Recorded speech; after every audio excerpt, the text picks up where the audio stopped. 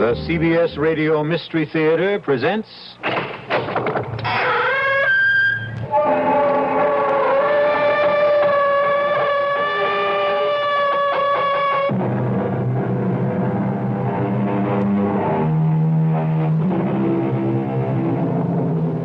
Come in.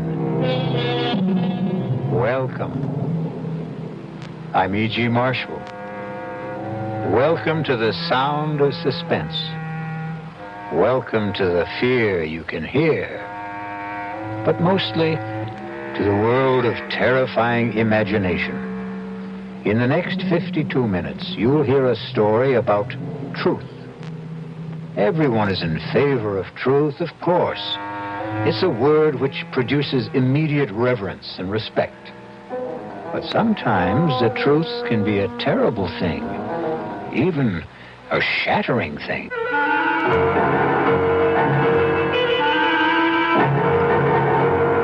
Our mystery drama, The Ring of Truth, was written especially for the Mystery Theater by Henry Slessor and stars Agnes Moorehead. I'll be back shortly with Act One.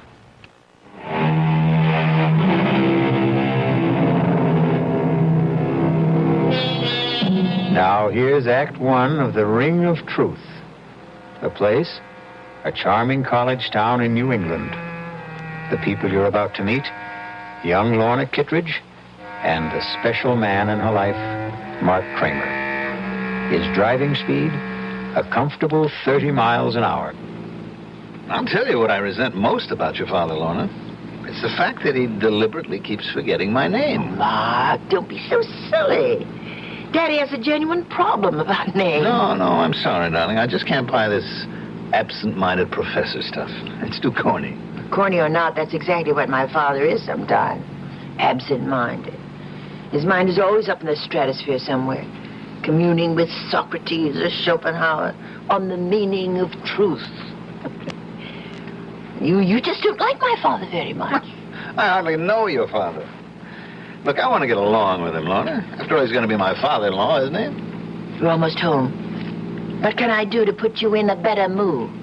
That's easy, darling. You can promise to tell him tonight. Oh, Mark. Tonight? Why not? But I told you that the Pryors are going to be at dinner tonight. Harold Pryor's Daddy's publisher. So, after they leave, you can tell him. Lorna, we've been engaged for almost 3 weeks now. Nobody knows about it except you and me. Well, isn't that enough? Not for me, it is. No. I'm the kind of guy who wants to shout it from the housetops. Yes, I do, too. I really do, Mark. I love you so much. All right, darling. And prove it. Tell him tonight, Lorna. Tell him you're going to marry what's-his-name.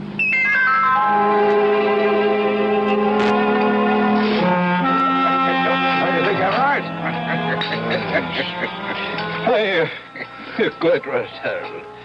What the book needs is a much sexier title. Well, of course, there isn't a word about sex in it, but what's the difference as long as it sells, huh? What's the latest book about? Why, truth, of course. Daddy's favorite subject. Should be everyone's favorite subject, in my opinion. You know, if you really want a suggestion for a new title, Professor, I think I have one. Do you, Max? Daddy, the name is Mark. Oh, yes, of course. I'm sorry, Mark. Well, go on. Let's hear your suggestion. Why not call it The Ring of Truth? Well, I think that's a very good name, but, of course, that's up to Professor Kittredge. It's not a bad title, Mark, but well, it does imply a lack of sincerity, doesn't it? The Ring of Truth is only the surface appearance of it. What I'm examining in my book is the necessity for stark truth, for truth unafraid. Of course, there's a fairly good argument against stark truth sometimes, isn't there? I mean, there's still a necessity for a white lie now and then. Yeah, you mean in the real estate business, perhaps? No, not just in my business, in everyone's. I mean, there are times when tact, and courtesy, and general goodwill call for a shading of the truth. May I make a suggestion, everyone? Why don't we have our coffee in the living room? It's a good idea, darling. George, I want to... I'll give you a hand with the dishes, honey. Besides, I'd like a little conversation with you in the kitchen.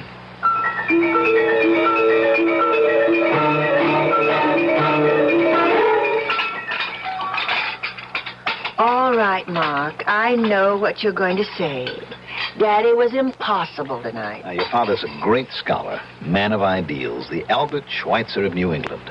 I'm only a poor schnook of a real estate man, but I'm perfectly willing to put up with him for your sake. Put up with him? Won't be easy. A crass, materialistic guy like me marrying into all that saintliness. What can I do? I'm crazy about his daughter. You idiot. Mark, my hands are wet. Will you tell him tonight? Yes, the minute everyone leaves. He's not going to be happy about it, you know that. He won't be happy about losing you. Well, he knew it had to happen someday. All right, then tell him that day has come. Tell him the truth. I always tell Daddy the truth.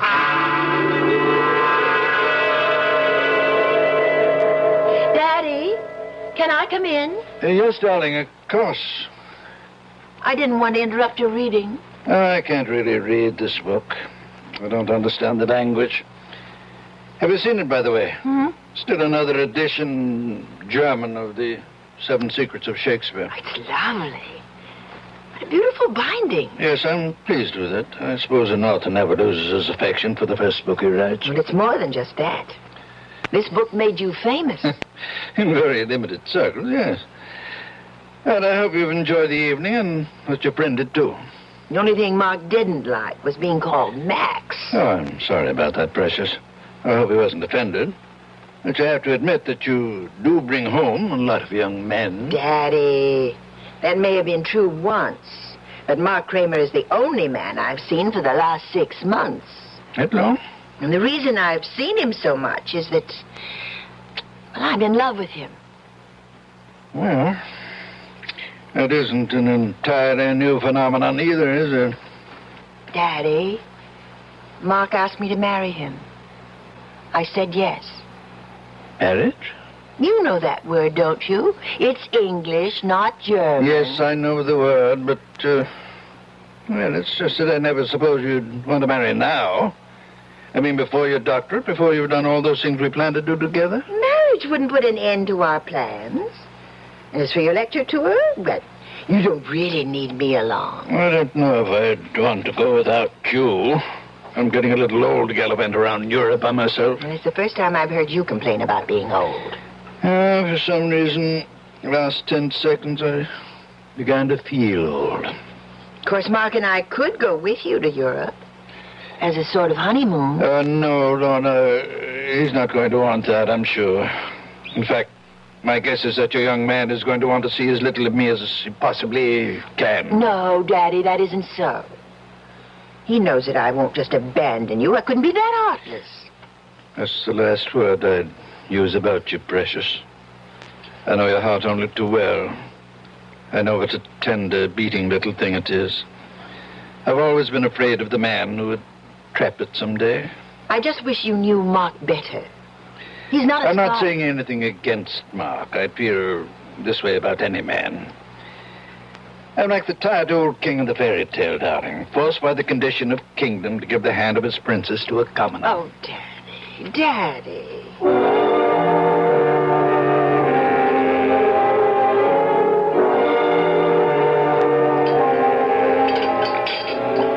Mark, you're just being pig-headed. It won't even be 6 months. And by that time, I'll have my doctorate, and Daddy's lecture tour will be over. Oh, that's great. Just great. Waiter, where's the drink I ordered? Mark, I've never seen you have more than 2 martinis in my Oh, life. you're wrong, my love. I had one before you got here. The one coming up will be number 4. Mark, please, don't be so upset. I'm not breaking our engagement. I'm simply asking for a postponement. How long did it take to talk you into it, Lorna? Well, it was something I decided to do, Mark. All by myself. Because you realized how important it was? To get your Ph.D.? To make sure Daddy was taken care of on his lecture tour? But it is important to me. You know, you're a lucky girl to have a father like that. Now, you take my old man, good old Charlie Kramer, real estate. I don't think he ever heard of an ethic or an ideal in his life. Probably told a dozen lies a day, old Charlie. I guess that's why he turned out so badly. You're drinking too much. You always do when you're angry. Just another flaw in my character. Hardly noticeable in the general ruin of my personality. Please, Mark, I don't want you to be drunk to drive me home. Oh, don't worry. I won't even have that 4th drink. See what a nice guy I am? I want to make sure you get home to Daddy safe and sound.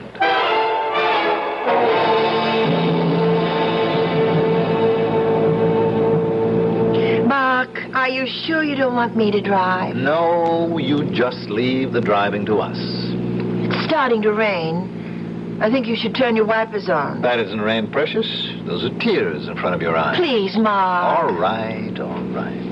Do you have to drive so fast? I know there isn't any traffic, but these roads are so That's dark. what the headlights are for. How far these little candles throw their beams, so shines a good deed in a naughty world. Hey, you see, your father isn't the only one who can quote you. Ah! What? Look out! That woman! Where? Oh! You hit her! Oh, Lord, I didn't see her. I didn't see her crossing the road, so help me. Is she dead? Oh, Mark, look at the way she's lying there. She's dead, Lorna. Oh, The woman's dead. oh no. Well, I told you not to drive so fast.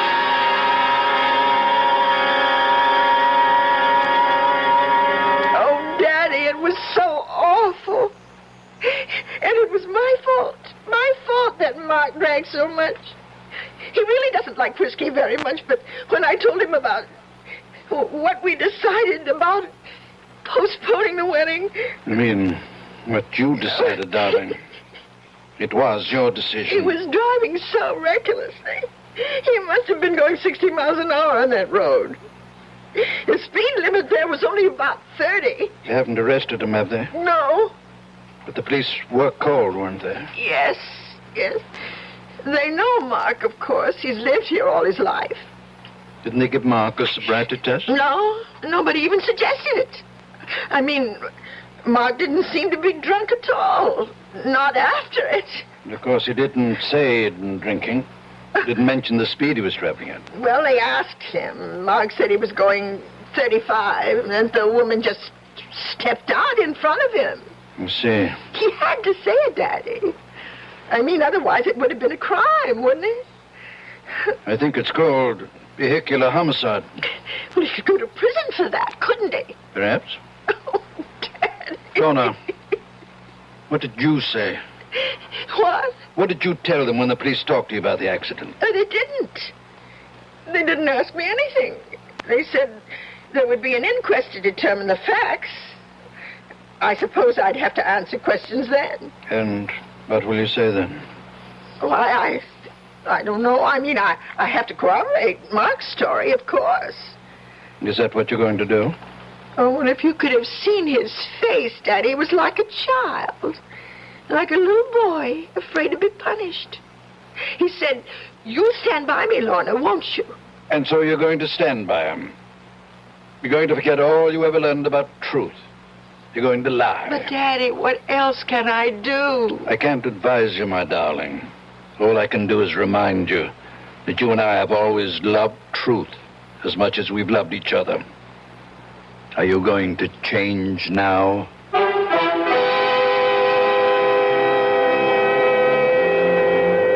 And so Lorna finds herself in the corner of a triangle. The man she loves on one side, the father she loves on the other.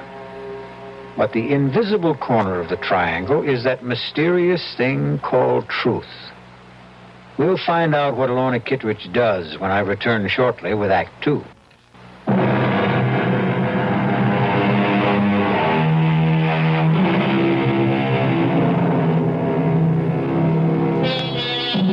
Ye shall know the truth, and the truth will set you free. Will that familiar saying work in the case of Mark Kramer? It may all depend on the outcome of the next conversation you hear in the home of Professor John Kitteridge and his daughter. Lorna, come in? Yes, Daddy. All dressed already? Yes, I know I don't have to leave for the county courthouse for another hour, but I was too nervous to just lie in bed. Why don't you come downstairs and have some breakfast with me? No, I couldn't. I feel too sick. Oh, poor kitty. I haven't called you that since you were a little child. Or don't you remember me calling her that? No, not really. You see, before you were born, I wanted to name you Catherine. But your mother objected because she was certain you'd be nicknamed Kitty. Then you'd be Kitty Kitteridge. And she hated the sound of it. You've told me the story before. I know you're not in the mood for old family anecdotes. All I can think about is that inquest this morning. I'm so frightened. My skin feels like ice. Darling, you won't have to be frightened if you do what I said. It's only lying that makes us afraid. Please don't talk about it. I have to lie for Mark. I love him. I'm going to marry him. Do you think the others will lie? The bartender at that restaurant? What was the name of that again? Bruno's? Yes. He'll defend Mark. I'm sure he will. They don't like trouble. They had some license problem last year. They won't want to admit that they served Mark so many drinks that he was hardly able to walk. To say nothing of drive. So you're the only one who has to lie. Daddy, the woman is dead.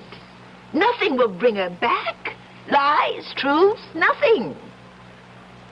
Who does it help if Mark goes to prison? Yes. You're right, Precious. There's no profit in truth. None at all. Then you agree with me. No profit, Lorna. Only loss, maybe. But that's something you'll have to judge for yourself. You know my feeling about truth. You know what I've always taught you about it. Yes. Dare to be true. Nothing can need a lie. The fault which needs it most grows too thereby. You used to like that poem. Now you're quoting it with contempt. Oh, Daddy, why can't you understand? Why do you have to be so demanding? Let me forget truth just this once. Your mind is your own, Lorna. Well, I want to do what's right. Then do what you want to do. You're an adult now, independent of me. Lie if you want to. But don't look for my approval. And above all, don't ask for my blessing. Daddy!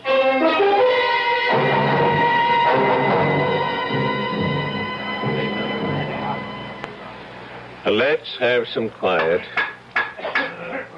The coroner's jury has to hear the testimony if they're going to judge it. Sergeant McKeon, was any investigation made of the skid marks at the scene of the accident with a view to determining the speed of the vehicle?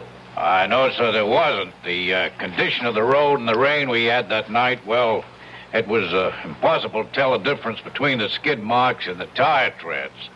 That's why no measurement was made. It's been stated that the driver of the vehicle, Mark Kramer, had left the establishment called Bruno's shortly before the accident.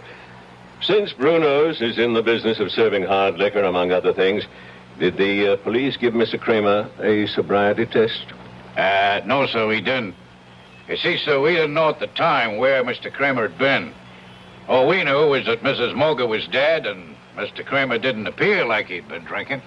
All right, Sergeant, you can step down. Thank you. The coroner's office calls Mr. Kramer to the stand, please. Mr. Kramer, this inquest isn't a trial. Our duty here is simply to determine the cause of death. But you must give your testimony under oath. Please raise your hand on the Bible. Yes, sir. Do you solemnly swear to tell the truth, the whole truth, and nothing but the truth, so help you God? I do. All right, Mr. Kramer. Just tell us your story of what happened the night of the accident. Well, Miss Kittredge and I left Bruno's about 9 that evening, about a half hour before the accident. I'd had one drink, vodka martini. You can ask Mr. Bruno about that because he served me. Go on. When I reached Route 24, I decided to take the Ridge Road shortcut to town.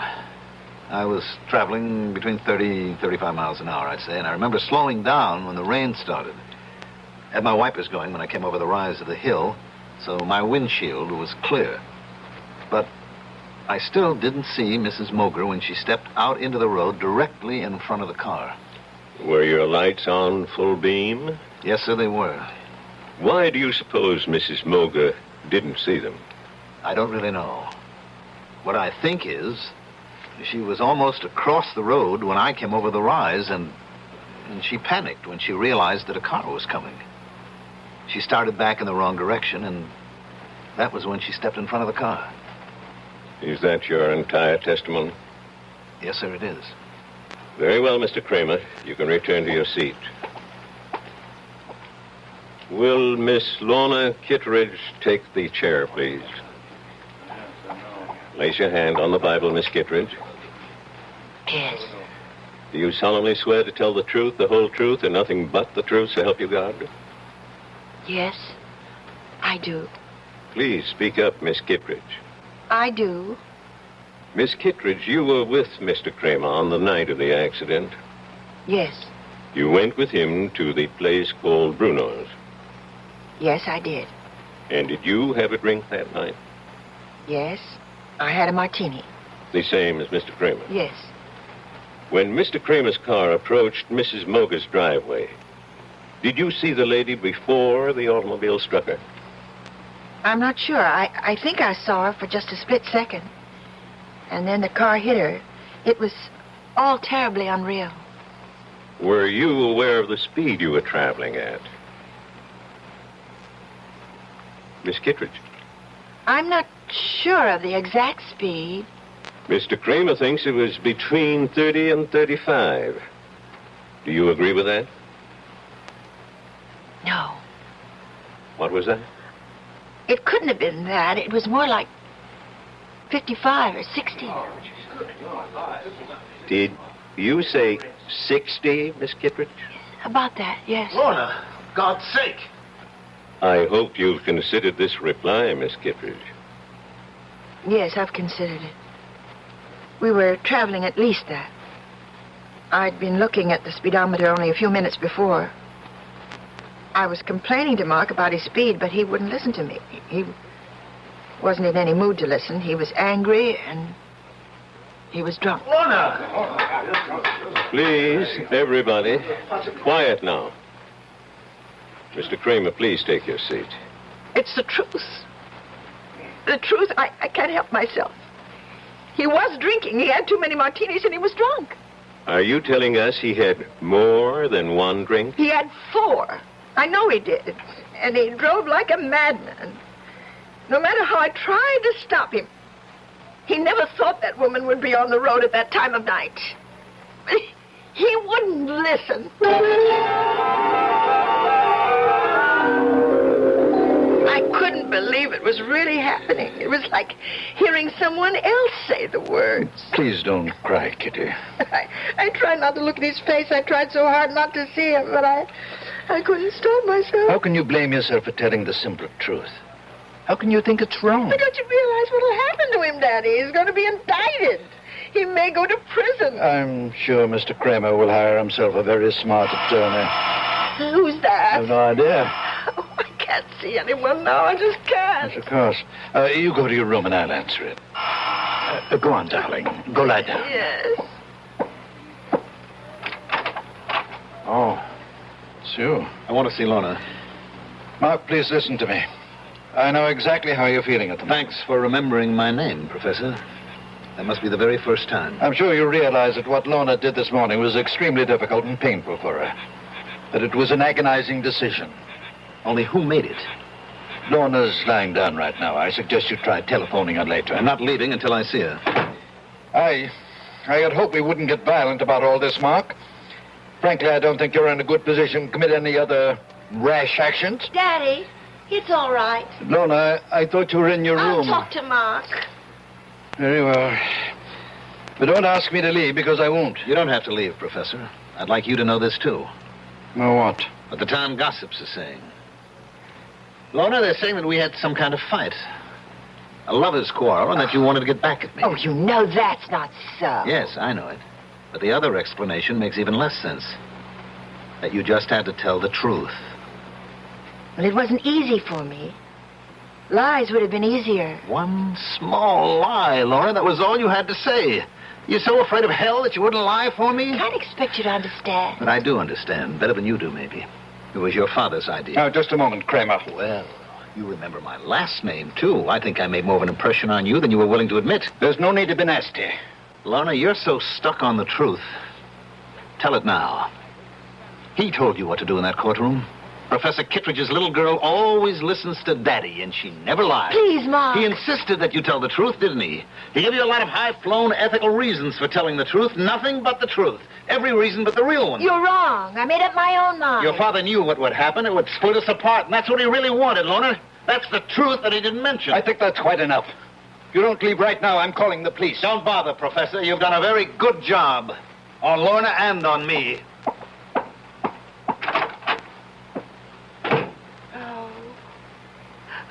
Oh, Daddy.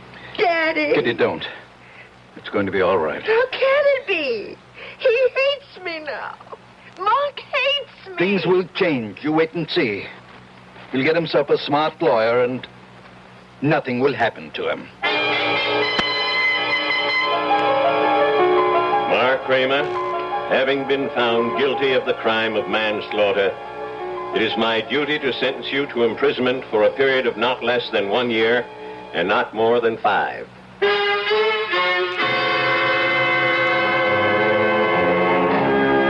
And so the truth has not set Mark Kramer free.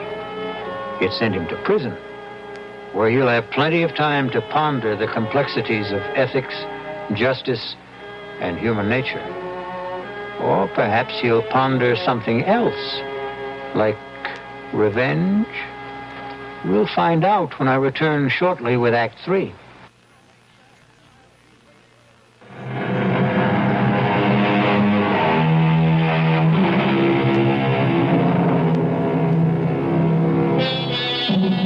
It's now 1 year later. Sad to say, Mark Kramer is still wearing prison gray. As for Professor Kitteridge, he's had problems too.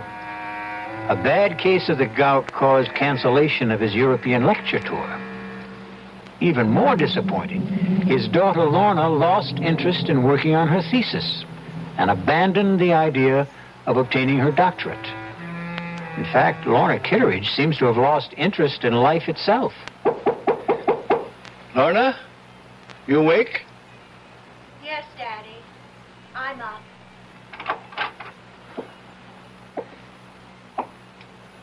Darling, it's almost noon. It's not like you to be in bed so late. I just didn't feel like getting up. Did you sleep badly again last night? Last night, the night before that. Oh, Lorna, if you don't see Dr. Isaacs voluntarily, I may have to drag you to his office. You know there's nothing wrong with me. What's all this paper for? All those little crumpled balls. Can't you guess? Oh, Lorna, no.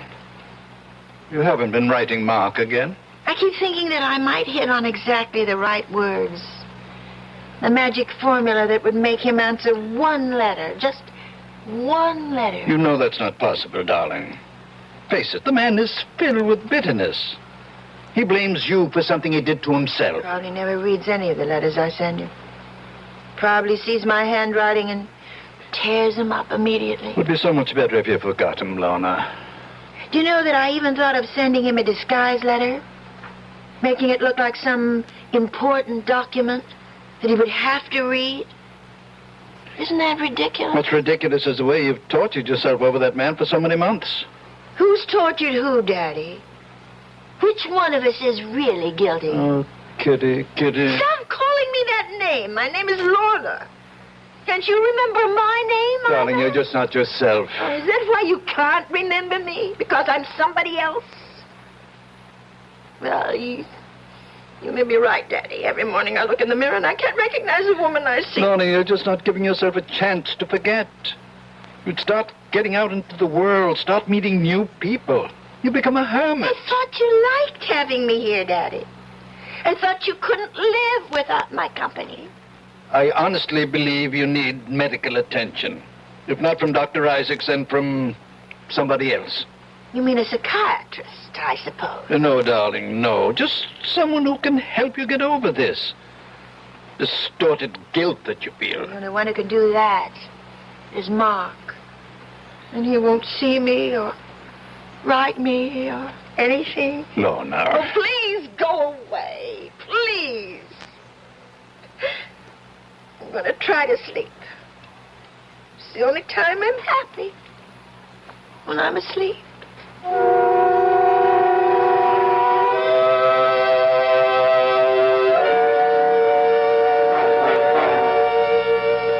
All right.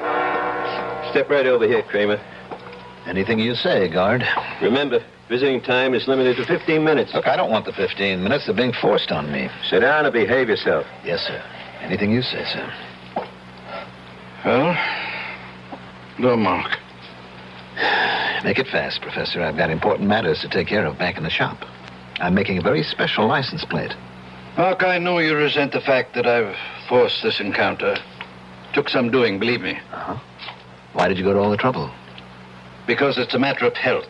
Lorna's health. She's pining away for me, is that it? Well, tell her to stop, Professor. My nights are filled with sweet dreams, and she is in none of them. You tell her that for me.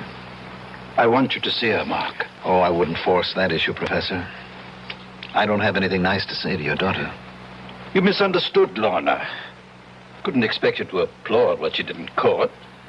But if you really thought about the ideals that motivated her... Whose ideals? Yours or hers? Do I have to separate them? Yes.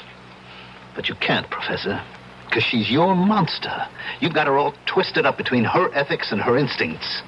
I suppose you're proud of the result, but it's a fake. There's nothing fake about her principles. She doesn't have principles. All she has is you. Her shining example. She wants you to love and admire her, so she does what you expect. That's why Daddy's little girl always tells the truth. She does tell the truth. Always. And her father? I abominate lies. You won't even lie to yourself. Then tell me this. Weren't you happy when Lorna and I broke up? Didn't it save your happy home? I can see that coming here was a mistake. You're a hypocrite, Professor. This whole thing was your doing, and I'll never let you forget it. Goodbye, Mark. Wait a minute. There's something you should know. What's that? I'm being paroled next week. Tell that to your daughter. Maybe it'll improve her health.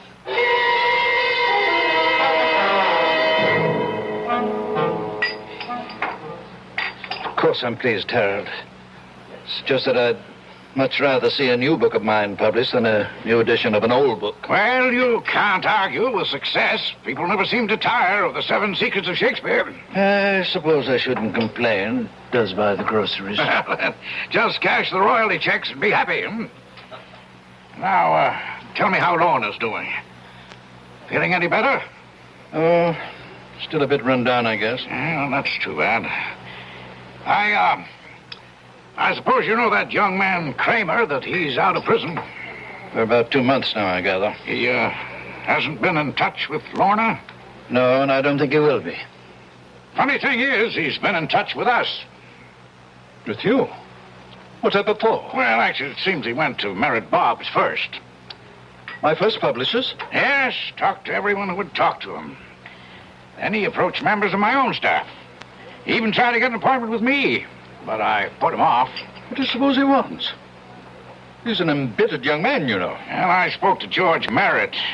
He didn't know about Lorna and this fellow Kramer. He thought Kramer was an article writer looking for biographical material.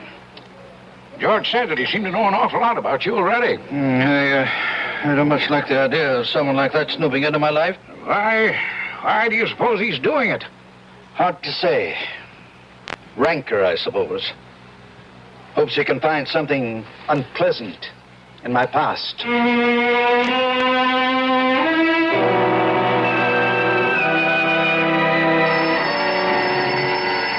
I'll get it, Lorna. Hello? Professor Kittredge? Yes? Mark Kramer, Professor. Oh. Yes, I was just speaking about you the other day with my publisher. I'd like to see you, Professor, this evening, if that's possible. See me? What, Lorna? No, just you. If Lorna wants to be there, that's her business. Something tells me she'd rather stay away. Can you give me some idea of why you want to see me? You might say it's a business matter. Who is it, Daddy? What time would be good for you, Professor? Make it, about 9. I'll make it exactly 9. Daddy, you look so strange. Who was that on the phone? It was Mark Kramer, Lorna. Mark? He's asked me to see him at 9 tonight. I have no idea what he wants to say, but whatever it is, I'm sure it won't be anything pleasant. I'd rather not be here. I didn't think you would. Mark blames me for what happened in court, not you. He refuses to admit that it was your own love of truth. My love of truth. Daddy, you never understood me yourself. How could you explain me to someone else? I didn't love truth. I loved Mark. You did what you had to do. What your conscience told you to do. My conscience? Is that what I was satisfying? That small little voice inside me? It can be a loud voice, darling. A very compelling But voice. I still hear it. It's still talking to me. And you know what it's saying? You fool. You fool, you fool. Lorna. I think I'll go out now, Daddy. Right now.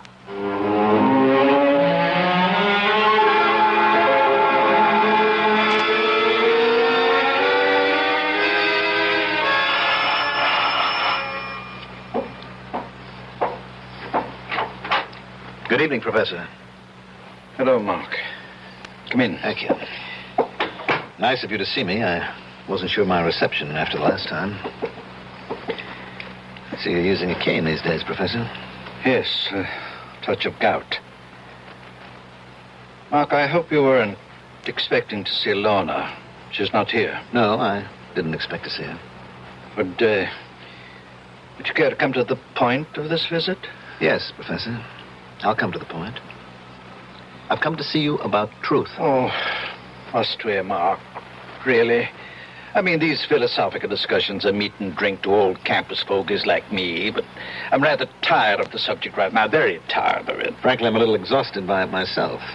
I've just spent 2 months in search of it, and I didn't even know what I was looking for. You've been digging up things about me, haven't you? I hope you enjoyed yourself. No, I didn't. You see, I made the mistake of talking to your enemies. The publishers you dropped, the friends you no longer see, the scholars you had disputes with. What did you get out of that? Nothing. Your enemies didn't have the truth about you, Professor. Only your friends did. Like Avery Hayes. Avery Hayes? Oh, I'm glad to see you remember the name. Strange how few people do. Even though you dedicated your 4th, or was it your 5th book to him? George Merritt knew him, of course. Mr. Merritt called you Avery's benefactor. Said that Hayes was an alcoholic that you took care of for many years. He was my friend. Yes, he was a good friend, and you were good to him. That was one chapter of your past that you had every reason to be proud of, wasn't it? Avery's been dead for 10 years. What did you want from him? Nothing, Professor. I just thought a man like that deserved a little recognition, if only for his past association with you. So I talked to people who knew him, his old pals, his family. He still has a brother alive, you know, a crotchety old fellow in the terminal ward at the county hospital. His name's Ezra. Perfect name for the old boy. And you know what? He still has the junk Hayes left when he died. That pitiful collection of books and papers. You don't expect me to believe that? About Avery's papers? Avery never kept anything, not a thing. He was a foolish, drunken old... He was also brilliant, wasn't he? Went to the university on a scholarship. You only beat him out for top honors because of his drinking. You're talking about 40 years He ago. was drunk and he was dishonest, too, wasn't he? That wild life of his by selling his scholastic services to anybody who could pay for them. It's not different today. Yes. That's what Avery said in his letter. The one he wrote to a woman named Jean. I didn't know who Jean was or why Avery never mailed the letter, but there it was. Avery said he was cleaning up $100, $200 a month and would surely be able to pay back all he owed before the end of the semester.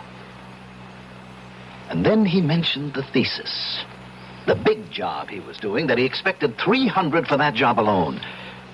You know which thesis I mean, Professor? Please go. Get out of here. I've had enough of this lying filth. The 7 Secrets of Shakespeare. Sounds like a mystery story, doesn't it? But it was quite a piece of work.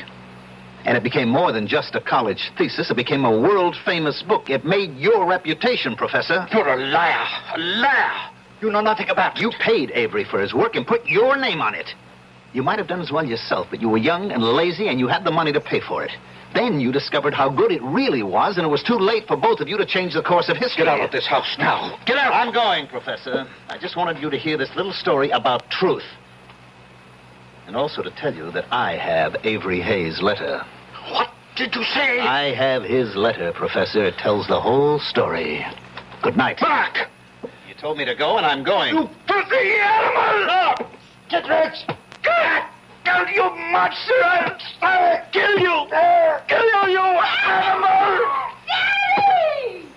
Kill you! Daddy! Like a wild beast! Oh, my God!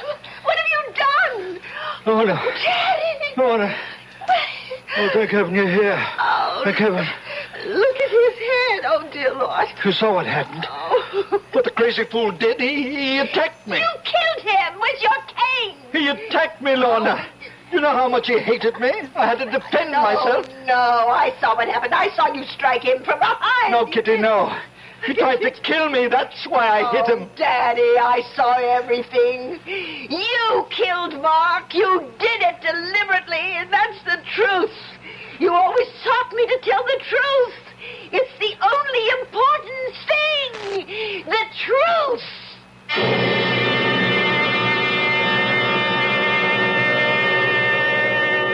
Oliver Wendell Holmes Jr. said, "All I mean by truth is the road I can't help traveling."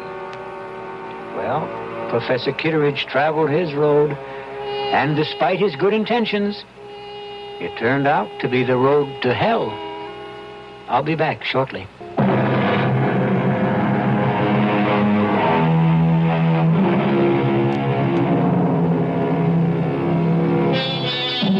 If there is a moral to the story you just heard, it's not that truth is so bad. But Samuel Butler said, truth should not be absolutely lost sight of, but it should not be talked about. And we promise that's our last word on the subject.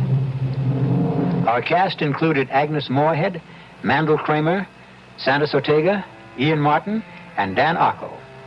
The entire production was under the direction of Hyman Brown. This is E.G. Marshall inviting you to return to our Mystery Theater for another adventure in the macabre. Until next time, pleasant dreams.